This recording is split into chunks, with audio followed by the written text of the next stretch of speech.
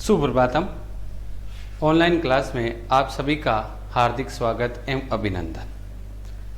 हम पढ़ रहे थे समास और उसमें पढ़ा हमने कर्मधारय समास। आज हम पढ़ेंगे द्वंद्व समास।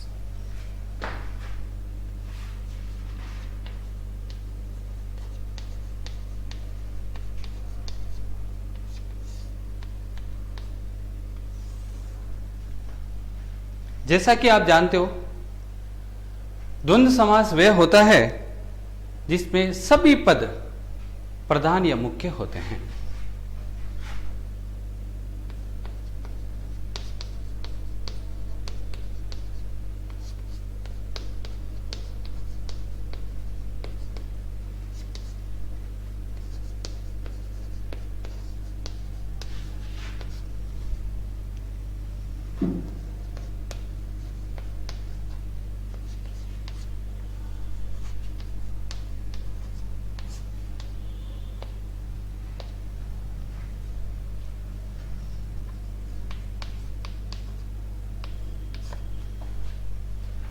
सभी पद प्रधान या मुख्य होते हैं, उसे द्वंद्व समास कहते हैं। यह समास ऐसा है जिसमें दो से अधिक पद भी हो सकते हैं।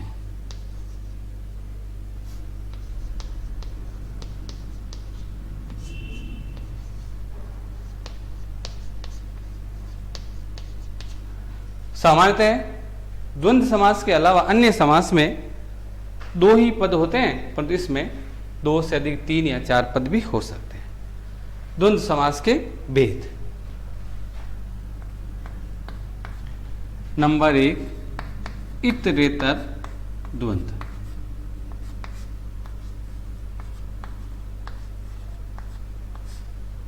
नंबर 2, एक शेष द्वंद्व।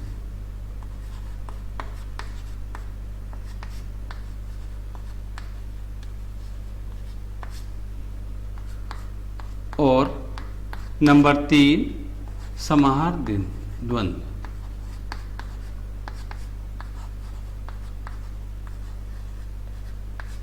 इस प्रकार द्वंद्व समास के 3 भेद हैं।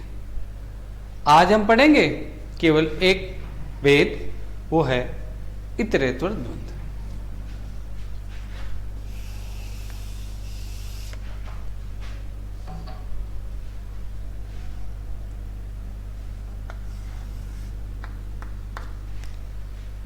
इतरेतर द्वंद्व समास में समान विभक्ति तथा असमान अर्थ वाले या भिन्न भिन्न अर्थ वाले पदों का समास होता है।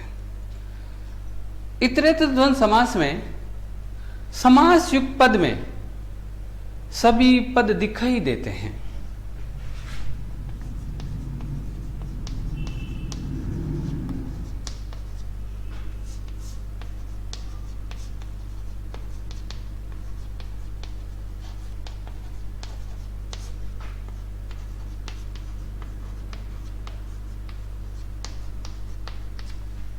जैसे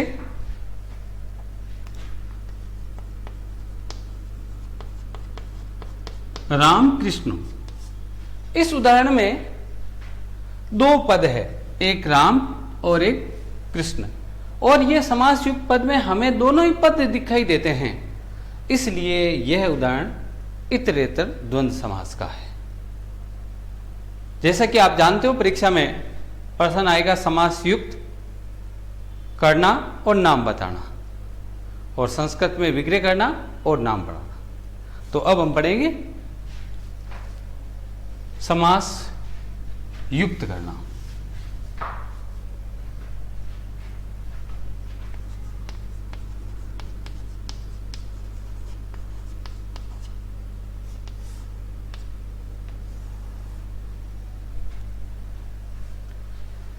समास युक्त करते समय जो पद होंगे, उन प्रत्येक पद की विभक्ति का लोप करना है, और प्रत्येक के बाद च अवयव लगा होगा, इसका लोप करना है, और सभी पदों को मिलाकर फिर अंतिम पद के अनुसार प्रथमा विभक्ति द्विवचन या बहुवचन लगाना है।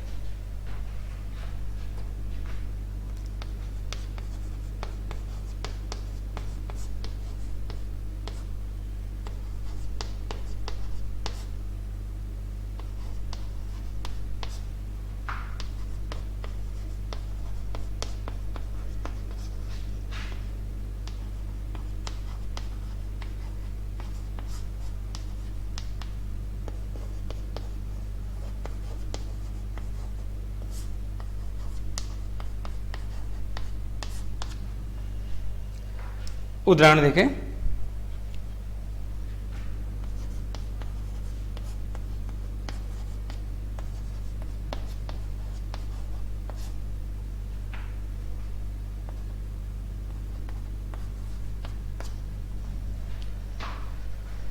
समास युक्त करते समय प्रत्येक पद में लगी विभक्ति का और च अवयव का लोप करके सभी पदों को मिला देंगे।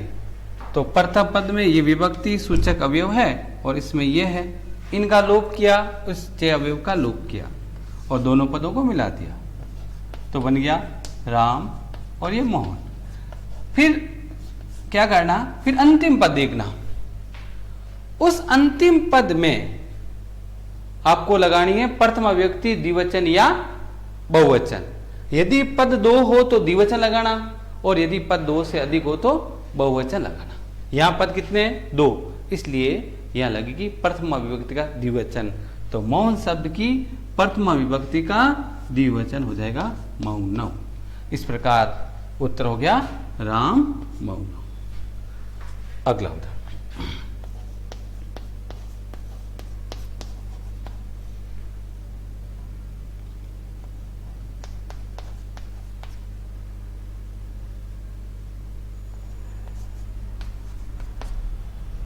सीता है गीता है। समास युक्त करना है तो समास युक्त करते समय प्रत्येक पद में लगी विभक्ति का लोप करके और च अवयव का लोप करके दोनों पदों को मिलाना।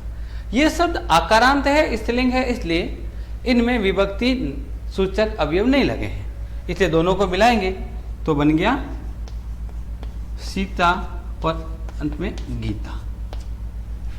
अब आपको इस गीता शब्द में प्रथमा विभक्ति का द्विवचन या बहुवचन लगाना। कितने पद हैं? दो, इसलिए द्विवचन लगेगा। तो गीता शब्द आकारांत है, इसकी प्रथम विभक्ति का द्विवचन हो जाएगा गीते। तो ये शब्द बन गया, उत्तर हो गया सीता गीते। एक उदाहरण और देखते हैं।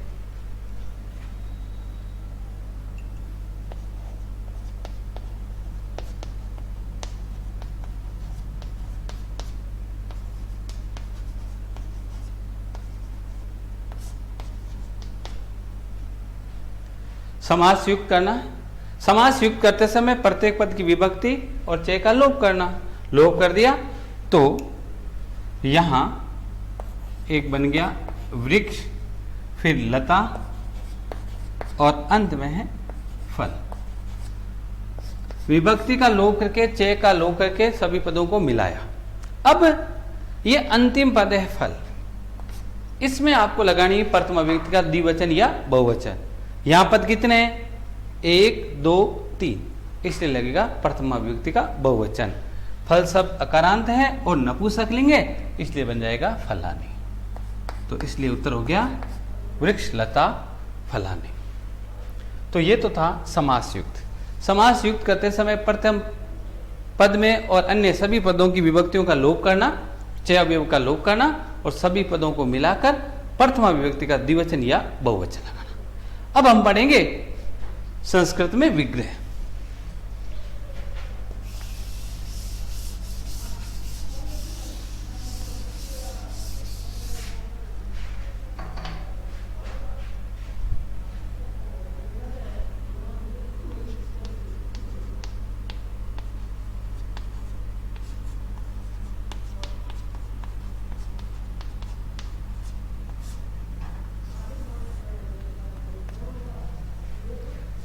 संस्कृत में विग्रह करते समय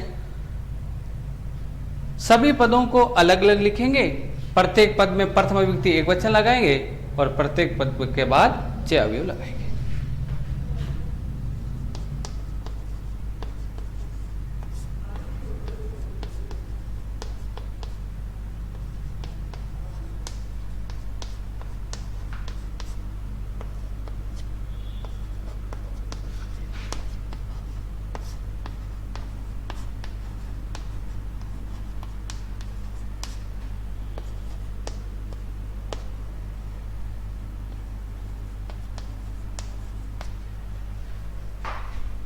प्रत्येक पद को अलग अलग लिखना।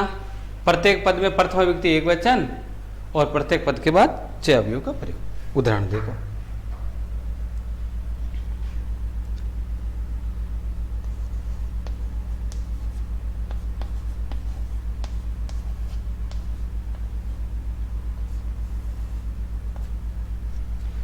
ये समासयुक्त पद है। यहां दो पद दिखते हैं, अध्यापक, गुरु। अब संस्कृत में विग्रह करना, तो विग्रह करते समय दोनों पदों को अलग अलग लिखेंगे। एक बन गया अध्यापक और दूसरा हो गया गुरु। अब इसमें प्रत्येक पद में लगाएंगे प्रथमा विभक्ति एक वचन। अध्यापक शब्द अकारांत पुल्लिंग है, इसलिए विसर्ग लग जाएगा प्रथमा विभक्ति एक वचन में, और गुरु शब्द उकारांत पुल्लिंग है, इसलिए प्रथमा विभक्ति एक वचन में विसर्ग लग जाएगा। और फिर लगाना है प्रत्येक पद के बाद च। तो ये हो गया एक बार और ये हो गया दो बार। तो इस प्रकार उत्तर हो गया अध्यापक है च, गुरु च। अगला उदाहरण,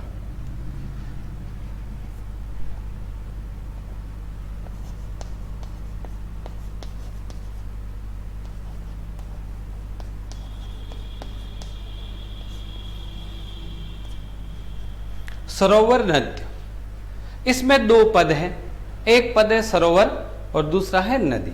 दोनों पदों को अलग अलग लिखेंगे, तो एक हो गया सरोवर और दूसरा हो गया नदी। अब इसमें लगाएंगे प्रथमा विभक्ति एक वचन। सरोवर शब्द अकारांत है, पुल्लिंग है, इसलिए लग जाएगा विसर्ग। और नदी शब्द इकारांत स्त्रीलिंग है, इसलिए कुछ नहीं लगेगा। और फिर लगाना है प्रत्येक पद के बाद च।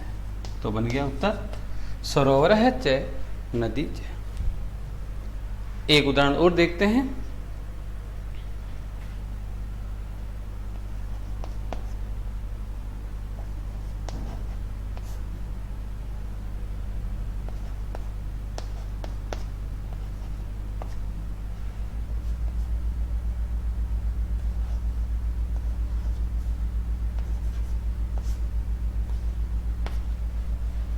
मोहन गणेश कव्य। इस पद को देखेंगे तो इसमें आपको तीन पद स्पष्ट रूप से दिखाई देता है। एक है मोहन, एक है गणेश और एक कवि यानी कवि। इसलिए यह उदाहरण इतरेतर द्वंद्व समास का है, क्योंकि तीन सभी पद दिखते हैं। संस्कृत में विग्रह करेंगे तो विग्रह करते समय सभी पदों को अलग अलग लिखेंगे।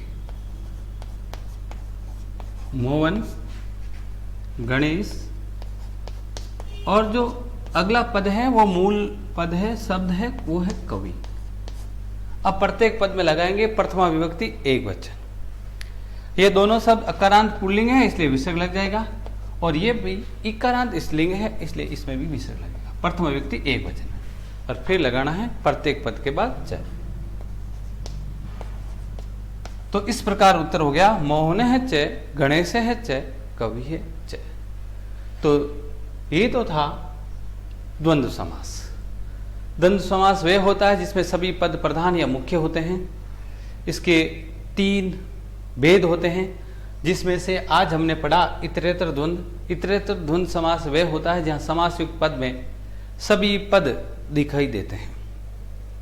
समास युक्त करना है तो सभी पदों की विभक्ति का लोप करके सभी पदों को मिलाकर अंतिम पद के अनुसार प्रथमा विभक्ति द्विवचन या बहुवचन लगाएंगे। और संस्कृत में विग्रह करना है तो विग्रह करते समय सभी पदों को अलग अलग लिखेंगे। प्रत्येक पद में प्रथमा विभक्ति एक वचन लगाएंगे और प्रत्येक पद के बाद च अवयव लगाएंगे। धन्यवाद।